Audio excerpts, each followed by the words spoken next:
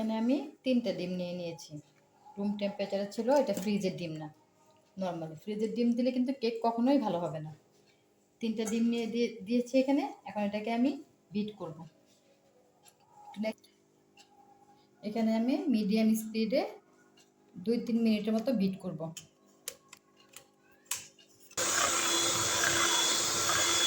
এখন এর মধ্যে আমি 1 কাপ চিনি দিব। 1 কাপ চিনি একবারে দিব না, বারে বারে দিব, যাতে আমার এটা সহজে বিট হয়ে মেল্ট হয়ে যায় চিনিটা।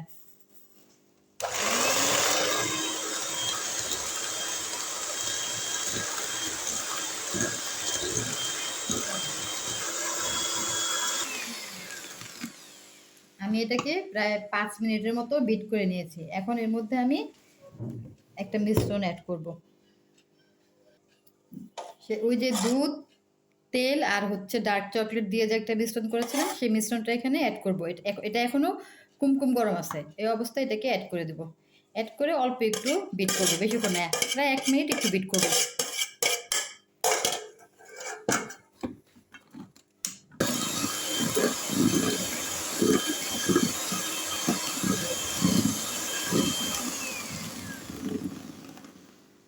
আমার এটা কাজ শেষ। এখন আমি শুকনো উপকরণগুলো এটার সাথে মিক্স করব। এখন এখানে এই শুকনো উপকরণগুলো অল্প অল্প করে অ্যাড করব। একবারে দেওয়া যাবে না। শুকনো উপকরণগুলো যে আমি তেলে রেখেছিলাম সেটা প্রথমে অল্প দিলাম। এটা মিক্সড হওয়ার পরে আবার দেব।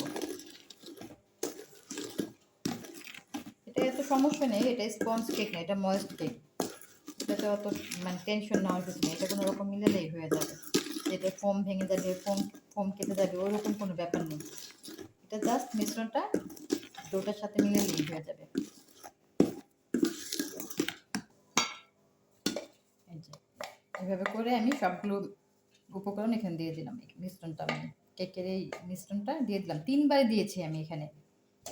এই শুকনো উপকরণগুলো আমি 3 বারে দিয়েছি।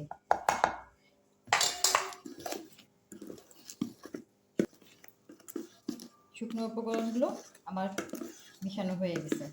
এখন আমি এটাকে মোল্ডে ঢালবো। এখানে আমি 1/2 চা চামচ তেল দিয়ে নিয়েছি। তেল দিয়ে এটাকে ভালোভাবে গ্রিস করে নিচ্ছি, যাতে কেকটা ইজিলি উঠে যায়।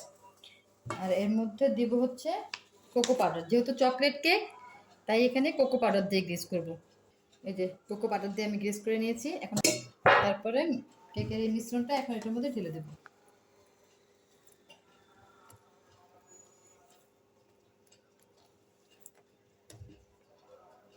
বিসমিল্লাহ। এদিকে আমি ওভেন 180 ডিগ্রিতে 10 মিনিটের জন্য প্রিহিট করতে দিয়ে দিয়েছি।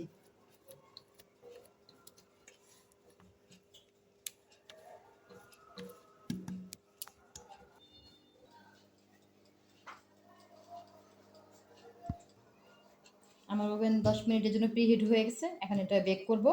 বেক করার আগে এটাকে এভাবে করে ট্যাপ করতে হবে, ভিতর থেকে বাতাস বের করে দিতে হবে। ব্যাস, এখন আমি এটা বেক করতে দেব।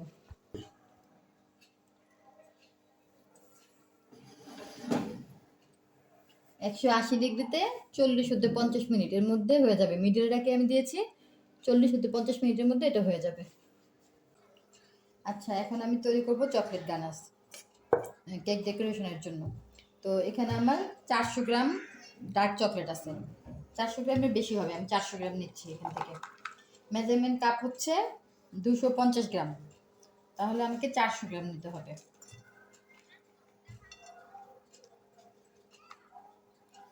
200 গ্রাম, 250 গ্রাম,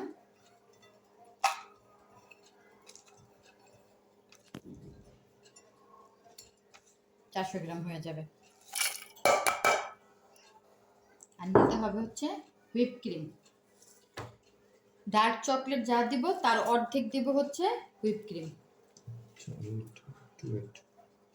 আচ্ছা, এখানে আমি 400 গ্রাম নিয়েছি হচ্ছে ডার্ক চকলেট, আর 225 গ্রাম নিয়েছি হচ্ছে হুইপ ক্রিম। এটা দিয়ে এখন এটাকে অল্প আঁচে চুলায় জাল দিতে হবে, একদম অল্প আঁচে। চকলেটের সাথে এই ক্রিমটাকে ভালো করে মেশাতে হবে। মিশিয়ে তারপরে আমি চুলায় দিব। চুলার জালটাকে কম, একেবারে কম, এই যে এইরকম হবে, একদম অল্প আছে চকলেটটাকে মেল্ট করতে হবে, বলক তোলা যাবে না। জাস্ট চকলেটটাকে আমি হুইপ ক্রিমের সাথে মেল্ট করব, মেল্ট করলে একটু পাতলা হবে, তখন নামিয়ে ফেলতে হবে। এই জন্য আগুনটা একদম লো রাখতে হবে। এই যে আমার এটা হয়ে আসছে, আমি কিন্তু জালটা এমনই রেখেছি, একদম অল্প, কেননা এটা বলক তোলা যাবে না। কত সময় লাগবে পারফেক্টলি বলা যাবে না, দেখতে হবে যাতে চকলেটটা হুইপ ক্রিমের সাথে একদম পুরোপুরি মেল্ট হয়ে যায়, এতটুকুই। আর অনবরত নাড়ার মধ্যেই থাকতে হবে। এই যে হয়ে গেছে আমার, এটাকে নেড়ে ঠান্ডা করতে হবে। এটাকে কিন্তু ফ্রিজে রাখা যাবে না। এখান থেকে কিছুটা অংশ আমি উঠিয়ে রাখবো উপরে দেওয়ার জন্য, কেকের জাস্ট মাঝখানে উপরে একটু দেব, আর বাকিটা রেখে দেবো হচ্ছে ডিজাইন করার জন্য। এখন আমি এই পলিথিন দিয়ে ঢেকে রাখবো। এটাকে এই ক্রিম পর্যন্ত ছোঁয়াতে হবে, যাতে এটার উপরে কোনো একটা লেয়ার না পড়ে, বা আমরা যেরকম দুধ রেখে দিলে দুধের উপরে সর পড়ে, ওরকম সর না পড়ে। এই জন্য এই ক্রিমটাকে ছুঁয়ে ছুঁয়ে পলিথিনটা রাখতে হবে, টাচ করিয়ে, ক্রিমটাকে টাচ করিয়ে রাখতে হবে। ব্যাস হয়ে গিয়েছে আমার, কেকও হয়ে গেছে বোধহয়, দেখি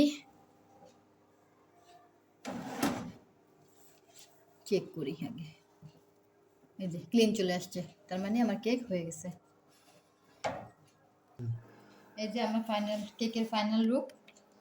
এটা ঠান্ডা হবে, ঠান্ডা হওয়ার পরে আমি এটাকে বের করবো, তারপরে কাটবো, তারপরে দেখি কতটুকু ডেকোরেশন করতে পারি। আমি তো অত ডেকোরেশন অতটা এক্সপার্ট না, তারপরেও চেষ্টা করবো, দেখি কতটুকু হয়। এখন এটাকে ঢেকে রাখবো।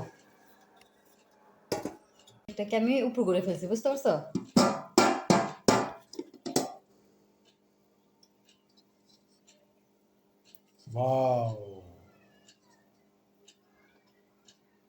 এখন এটা দেখো, এটা স্পঞ্জি না বা সফট কেক না, তারপরে কতটা দেখছো নরম হয়েছে।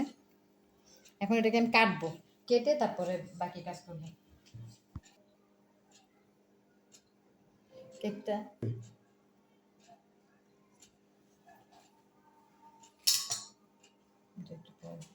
একদম সফট, তো দেখছো কত সুন্দর হয়েছে। ব্যাস এখন এটাকে আগে একটু দিয়ে এটাকে কেকটাকে বসায় নিই। আগে এই পার্টটা দেবো আমি।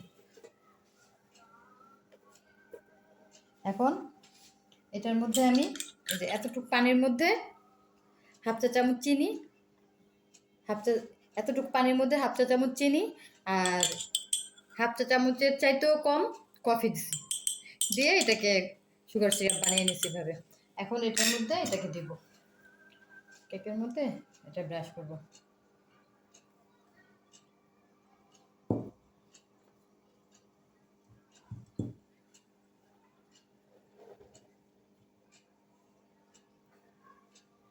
চতুর্দিকে ঘুরে ঘুরে দিতে হবে।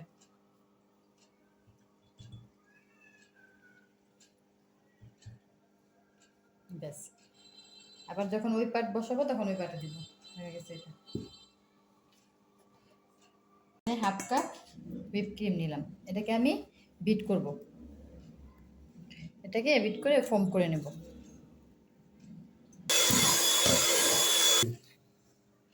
এটার মধ্যে এক চা চামচ সেই চকলেটের পেস্টটা আর কি এখানে দিলাম, আর একটু দিতে হবে, লাগলে আমি আবার দিব, যদি দেখি বিট করে কি অবস্থা হয়।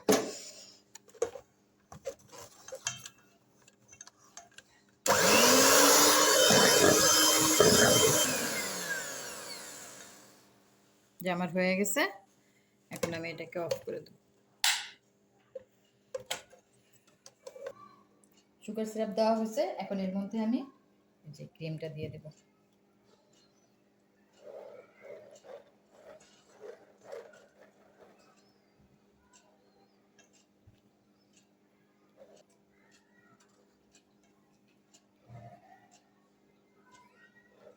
এখন এটাতে আবার সুগার সিরাপ করে নেব।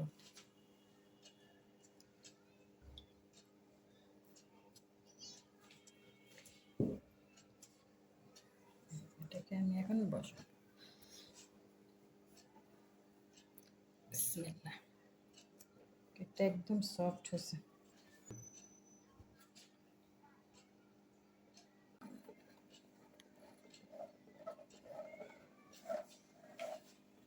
দিয়ে এটার মধ্যে আমি চকলেট গানাশটা দিচ্ছি, এটা দিয়ে ডিজাইন করব, দেখি কতটুকু কি করতে পারি। তবে এই গানাশটা এত মজা খেতে, বাচ্চারা তো এটার পাগল, বড়রাও পাগল। এটা খেতে খুব টেস্ট।